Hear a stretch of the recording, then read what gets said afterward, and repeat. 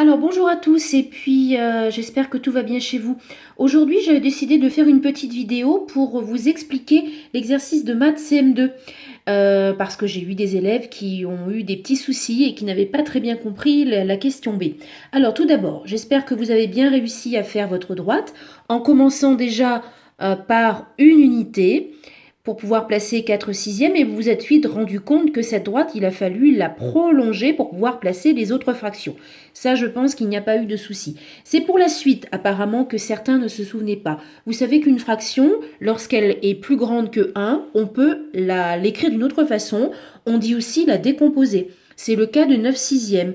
9 sixièmes, si vous regardez bien, il est placé après le 1. On peut donc dire que 9 sixièmes, c'est 1 plus 1, 2, 3 sixièmes supplémentaires. C'est pour ça que j'ai écrit ici que 9 sixièmes, c'était une unité plus 3 sixièmes. C'est exactement la même chose pour 11 sixièmes.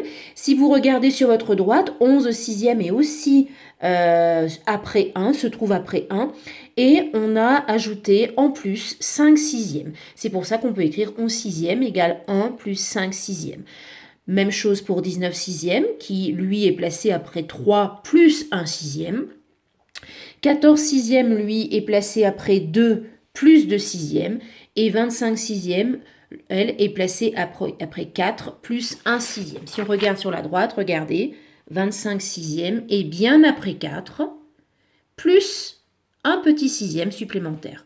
Voilà, c'est ce qu'on appelle décomposer une fraction. Ensuite, je vous demandais de rechercher quelle était la fraction qui était égale à 2, 3 et 4.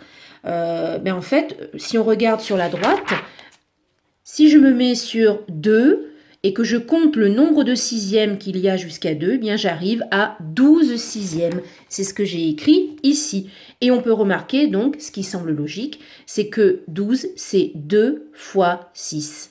Voilà. Pour 3, c'est 18 sixièmes et pour 4, c'est 24 sixièmes. Voilà, j'espère que vous auriez mieux compris.